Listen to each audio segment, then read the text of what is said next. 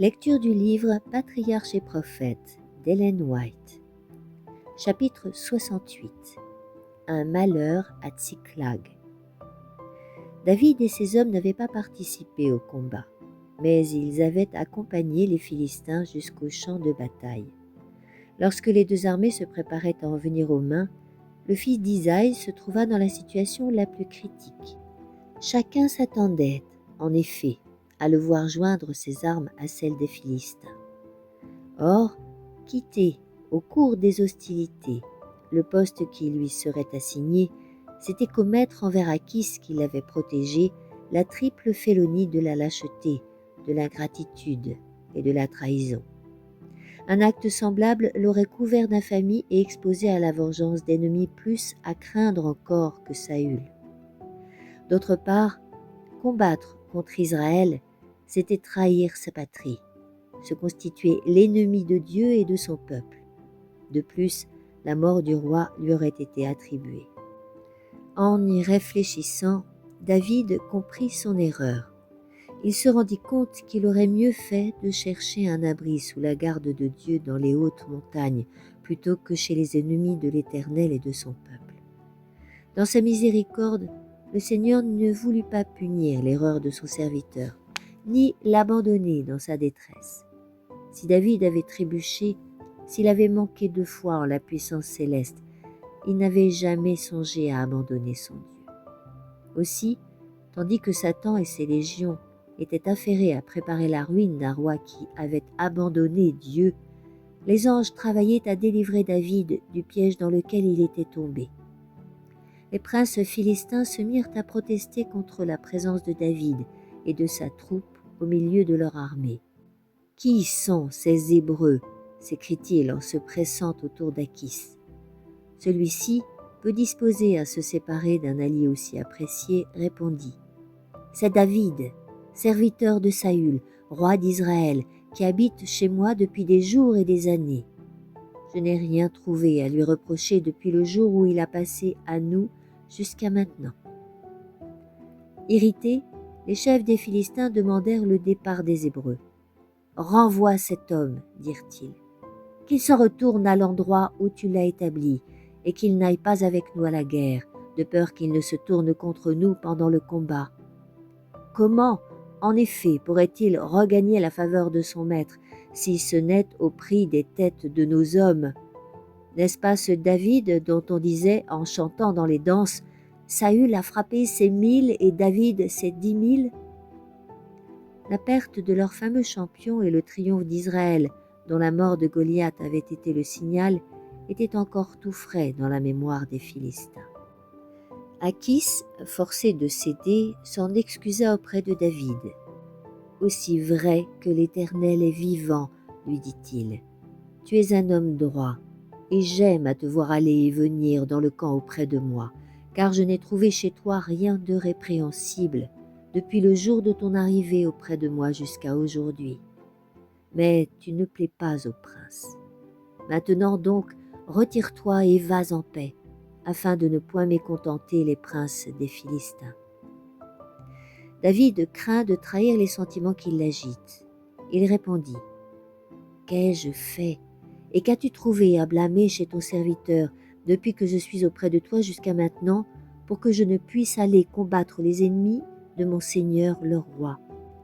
La réponse d'Achis doit avoir éveillé chez le fils d'Isaïe un sentiment de honte et de remords à la pensée de la dissimulation à laquelle lui, un serviteur de l'Éternel, venait de s'abaisser. « Je le sais, répondit Achis, tu m'es agréable comme un ange de Dieu. Mais les princes des Philistins ont dit, il ne montera pas avec nous au combat. Ainsi, lève-toi de bon matin, toi et les serviteurs de ton maître qui sont avec toi. Oui, levez-vous de bon matin, et aussitôt qu'il fera jour, partez. » Le piège dans lequel David était tombé n'existait plus. Il était libre. Après 3 journées de marche, David et ses 600 hommes arrivèrent chez eux à Tsiklag. Mais cette ville n'offrait plus qu'un spectacle de désolation. Les Amalécites, en leur absence, s'étaient vengés des incursions de David sur leur territoire.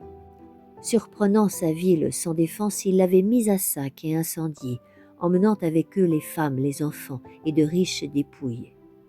Surpris et horrifiés, David et ses hommes virent les ruines noircies de leur demeure dévorées par le feu. Mais bientôt, devant la réalité du désastre, ces guerriers au cœur de fer élevèrent la voix et pleurèrent, même jusqu'à n'avoir plus la force de pleurer. Tel était le châtiment que David s'était attiré pour avoir manqué de foi en se réfugiant chez les Philistins. Il put se convaincre du peu de sécurité que l'on trouve chez les ennemis de Dieu et de son peuple. Ces hommes, eux-mêmes, l'accusèrent d'être la cause de ce malheur. Il avait provoqué la colère des Amalécites, puis, aveuglé par sa confiance en ses ennemis, quitté sa ville sans y laisser de garnison. Fous de douleur et de rage, ces soldats étaient prêts à tout. Ils parlaient même de le lapider. Pour David, le secours humain avait disparu. Ce qui lui était le plus cher sur la terre avait été emporté. Saül l'avait chassé de sa patrie. Les Philistins l'avaient rejeté. Les Amalécites avaient pillé sa ville, ses femmes et ses enfants avaient été faits prisonniers, et ses amis intimes, dressés contre lui, songeaient à le mettre à mort. Dans cette extrémité, au lieu de s'arrêter aux circonstances de la scène déchirante qui l'entoure, David trouve sa force en l'Éternel, son Dieu. Il repasse dans sa mémoire sa vie mouvementée. Dieu l'a-t-il jamais abandonné? Maintes souvenirs des faveurs divines viennent alors l'encourager. Tandis que ses compagnons aggravent leur souffrance par leur fureur et leur emportement, l'homme de Dieu, dont la douleur est plus vive encore, demeure calme en se répétant cette parole d'un de ses cantiques. Au jour d'alarme, je me confierai en toi. S'il n'aperçoit pas l'issue de cette impasse, Dieu la voit et la lui montrera. Faisant chercher Abiathar le prêtre, il consulte par lui l'Éternel et lui dit : « Dois-je poursuivre cette troupe? L'atteindrai-je » L'Éternel lui répondit : « Mets-toi à sa poursuite, certainement tu l'atteindras et tu délivreras les captifs. » À l'ouïe de cette réponse, le tumulte de la douleur et de la colère s'apaise, et David, suivi de ses guerriers, se met immédiatement à la poursuite des pillards. Leur marche est si rapide que, parvenus au torrent de Bésor, qui se jette dans la Méditerranée près de Gaza, 200 d'entre eux, épuisés, ne peuvent plus continuer. On rencontre bientôt un homme qui paraît mourant de fatigue et de faim. Après avoir mangé et bu, il raconte que son maître, un Amalécite faisant partie des maraudeurs, l'a abandonné à son sort. Il fait ensuite le récit du pillage de Tsiklag et consent, à condition d'avoir la vie sauve et de n'être pas livré à son maître, à conduire la troupe de David au camp des ravisseurs. Quand elle arrive en vue de leur campement, elles se trouvent en face d'une scène de liesse. Les Amalécites étaient répandus sur toute la contrée, mangeant, buvant et se livrant à ces réjouissances à cause de l'immense butin qu'ils avaient emporté du pays des Philistins et du pays de Juda. David ordonne une attaque immédiate et sa troupe fonce furieusement sur sa proie. Pris à l'improviste, les Amalécites sont dans un complet désarroi. La bataille se poursuit toute la nuit et tout le jour suivant. Presque toute l'armée ennemie est mise en pièces. Seul un détachement de 400 hommes montés sur des chameaux réussit à s'échapper. La parole du Seigneur se vérifia. David reprit tout ce que les Amalécites avaient enlevé. Il délivra aussi ces 2 femmes. Il ne manqua personne, ni petit, ni grand, ni fils, ni fille, ni aucune partie du butin, rien de ce que les Amalécites avaient pris. David ramena tout.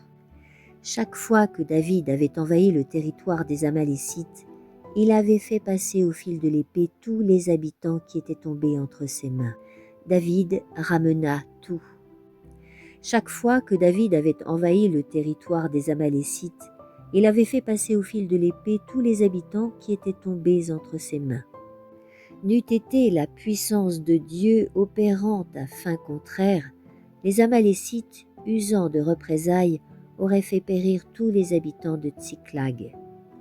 Mais ils avaient décidé d'épargner les captifs afin de rehausser la gloire de leur triomphe, se réservant de les vendre ensuite comme esclaves. Sans le savoir, ils accomplissaient le dessein de Dieu. Les femmes pures étaient rendues, saines et sauves, à leurs maris et les enfants à leur père. Toutes les puissances terrestres sont soumises au pouvoir de l'être suprême. Au dominateur le plus superbe, à l'oppresseur le plus cruel, il dit « Tu viendras jusqu'ici et tu n'iras pas plus loin. Ici s'arrêtera l'orgueil de tes flots. » La puissance divine est constamment à l'œuvre pour neutraliser les forces du mal. Elle besogne sans cesse parmi les hommes, non pour détruire, mais pour corriger et pour conserver. Pleine de joie, l'armée de David retourna chez elle. En rejoignant leurs compagnons restés en arrière, les plus égoïstes et les plus turbulents d'entre eux prétendirent que ceux qui n'avaient pas pris part à la bataille ne pourraient participer aux dépouilles, qu'il devait leur suffire de recouvrer chacun sa femme et ses enfants. David ne sanctionna pas cette proposition.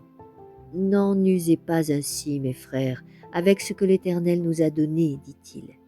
La part de ceux qui descendent au combat et la part de ceux qui gardent les bagages doivent être égales. Ils partageront entre eux. » Ainsi fut fait. Plus tard, ce fut en Israël une loi que tous ceux qui participaient à une campagne militaire devaient avoir leur part des dépouilles, tout comme ceux qui avaient directement été mêlés au combat. Outre qu'ils rentrèrent en possession de tout le butin emporté de Tsiklag, David et ses gens capturèrent de nombreux troupeaux de bêtes à cornes et de menu bétail appartenant aux Amalécites. Ceux qui marchaient en tête disaient « Voici le troupeau de David ».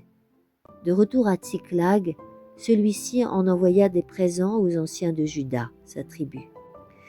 Dans cette distribution, il eut soin de se rappeler tous ceux qui l'avaient accueilli quand il fuyait de lieu en lieu pour sauver sa vie. Ainsi furent récompensés les actes de bonté et de sympathie qui lui avaient été si précieux. À Tsiklag, chacun se mit immédiatement en devoir de réparer sa demeure en ruine, tout en attendant, avec une vive inquiétude, des nouvelles de la grande bataille entre Hébreux et Philistins. Le 3e jour, on vit paraître un homme qui revenait du camp de Saül, les habits déchirés et la tête couverte de poussière. On l'amena immédiatement auprès de David, devant qui il se jeta contre terre et se prosterna, et à qui il annonça la défaite de Saül, sa mort et celle de Jonathan. Supposant que David devait ressentir de l'amertume à l'égard de son implacable persécuteur et pensant s'attirer des honneurs, le fugitif jugea utile de se donner faussement pour l'exécuteur du roi. Il raconta avec emphase qu'il avait vu durant le combat le roi d'Israël entouré d'ennemis et que, sur sa demande, il l'avait mis à mort. Il comptait fermement que ces nouvelles seraient accueillies avec joie et que sa récompense serait belle. Il apportait le diadème que Saül avait sur la tête et les bracelets d'or qui étaient à son bras. Mais David prit ses vêtements et les déchira, et tous les hommes qui étaient avec lui firent de même. Ensuite, ils célébrèrent le deuil, ils pleurèrent et jeûnèrent jusqu'au soir à cause de Saül, de Jonathan, son fils, du peuple de l'Éternel et de la maison d'Israël, parce qu'ils étaient tombés par l'épée.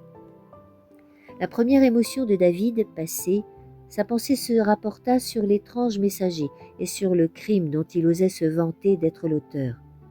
Il demanda au jeune homme « D'où es-tu » Il répondit « Je suis le fils d'un étranger, établi au pays d'Israël, d'un Amalécite. » David lui dit « Comment n'as-tu pas craint de lever la main pour faire périr loin de l'Éternel ?» Lui qui avait eu 2 fois Saül entre les mains, avait toujours refusé, malgré toutes les sollicitations, de mettre la main sur le roi d'Israël, et cet Amalécite ne craignait pas de venir se glorifier de l'avoir tué de ses mains. Comme il s'était accusé d'un crime digne de mort, le châtiment lui fut immédiatement infligé. « Ton sang soit sur ta tête », ajouta David. « Ta bouche a témoigné contre toi-même quand tu as dit « C'est moi qui ai fait mourir loin de l'Éternel ». La douleur qu'éprouva David à la nouvelle de la mort de Saül était sincère et profonde. Elle témoignait de la générosité d'un noble cœur. Il ne se réjouissait pas de la chute de son ennemi. Si l'obstacle qui s'était opposé à son accès au trône avait disparu, il n'en éprouvait aucune joie.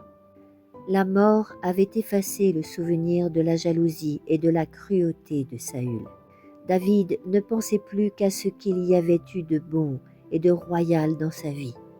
Il associait même le nom de Saül à celui de Jonathan, dont l'amitié avait été si profonde et si désintéressée. L'hymne suivant, dans lequel David a exprimé les sentiments de son cœur, a constitué un trésor pour le peuple d'Israël, comme pour le peuple de Dieu de la Nouvelle Alliance. Ton élite, ô Israël, a péri sur les collines.